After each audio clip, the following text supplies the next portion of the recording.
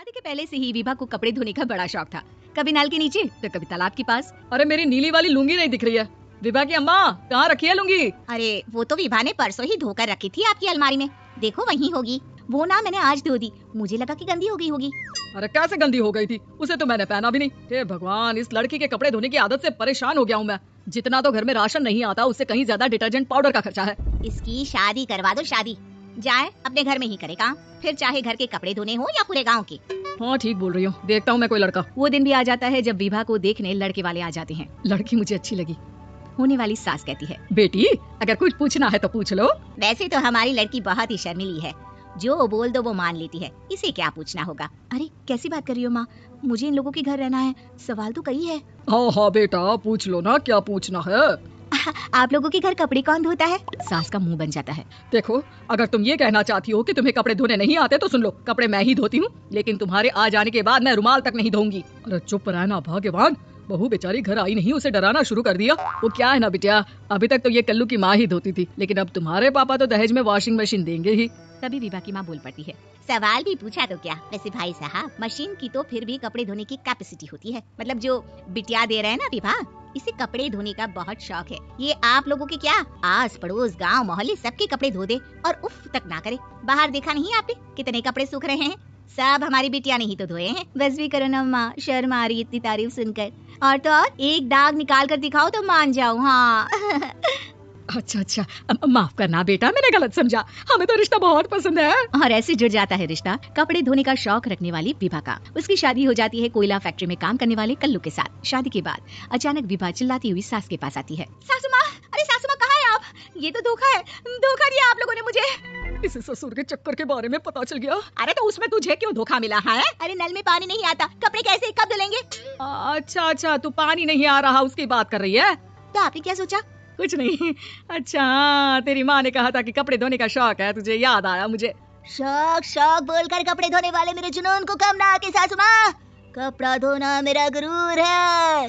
तभी पति भी वहाँ आ जाता है। अभी मैंने इसे सनी देओल की फिल्म दिखाई है, उसी के डायलॉग मार रही है माँ। अच्छा सुन, साफ साफ बता रही हूँ, पानी सुबह 4 से 6 और शाम को 10 से 12 आता है, समझी? विभा टाइमिंग सुनकर हैरान हो जाती है। ये क्या भूतों का मोहल्ला है? सुबह 4 बजे उठकर कौन कपड़े धोता है? 4 बजे टंकी में पानी जाता है, फिर सारा दिन धोना ना, किसने मना किया? अरे कैसी बात कर रही है? 200 लीटर की टंकी में कितने कपड़े धो लूंगी मैं? सुबह ही उठ जाऊंगी मैं। अब क्या था, विभा सुबह 4 से लेकर रात के 12 बजे तक कपड़े ही धोती रहती। एक रोज सास पड़ोस से निकलकर कहीं जा रही होती है कि साथ वाली कहती है, हाँ कल्लू की माँ, जरा ये बताओ कि 2 साड़ी है, 2 ब्लाउज और एक पेटीकोट और एक नाड़ी वाला लंबा कच्चा। हाँ तो? अरे तो क्या, कितना लोगी धुलाई ये बताओ। धोबन दिख रहे हैं हम क्या? हमारे पति सरकारी नौकरी से अभी रिटायर हुए हैं और बेटा सुपरवाइजर है कोयला फैक्ट्री में। धोबन समझ रखा है हमें? हाय रे कल्लू की अम्मा, माफ कर दो, वो तो मोहल्ले में यही सब बता रहे थे कि तुमने बहू को कपड़ा धुलवाने के काम में लगा दिया है। सास को पड़ोसन की बात सुनकर गुस्सा आ जाता है। वो घर पहुंचती है जहाँ घर के बाहर ही इतने सारे कपड़े सूख रहे होते हैं जितने की किसी धोबन के घर पर। अरे ओ कल्लू की दुल्हन, बाहर निकल। माँ जी यहीं आ जाओ, बाथरूम में चादर धो रहे हैं हम। अरे अभी हम धोते हैं, तुमको बाहर निकलो। ये आस पड़ोस वाले बोल रहे हैं कि हम बहू से कपड़े धुलवा कर उसे कपड़ा धोने वाली बना दिए हैं। अरे छोड़ो ना माँ जी, किन लोगों की बातों में आती हो? आस पास के लोगों का तो काम ही होता है कि वो किसी तरह सास बहू को लड़ा दे। बहू सारे घर के कपड़े धोती है, ये क्या कम है? बोलिए। सास को भी लग जाता है कि वो बहू का ये संकीपन नहीं छुड़वा सकती, इससे अच्छा है कि खुद ही चुप हो जाए। एक रोज सास और बहू मंदिर जाते हैं जहाँ सास की साड़ी वहाँ खड़ी भीख मांगने वाली से मिलती है। माँ जी क्या बात है, आपकी साड़ी उस भिखारन से कितनी मिल रही है ना? हाँ देखो तो दोनों की साड़ी मिल रही है। क्या बात है कल्लू की अम्मा, तुम खुद को तो अफसर की बीवी बताती हो और ऐसी सिंपल सी प्लेन साड़ी पहनकर घूमती हो। सिंपल और प्लेन नहीं है ये साड़ी। तो क्या सोने के धागे से फूल बने हैं? कुछ भी सासू माँ, कुछ भी। हाँ बने थे इस साड़ी में सोने के धागे से फूल। मेरे पति लेकर आए थे मद्रास से स्पेशली मेरे लिए 10,000 की। ताहे भाई साहब इस भिखारन के लिए भी सेम टू सेम साड़ी लेकर आए होंगे 10,000 की। सास उस वक्त कुछ नहीं कहती, लेकिन बहू के साथ घर आती है और अलमारी से एल्बम निकाल कर लाती है। ये साड़ी देख रही है, ये वही साड़ी है जिसे मैंने अभी पहना था।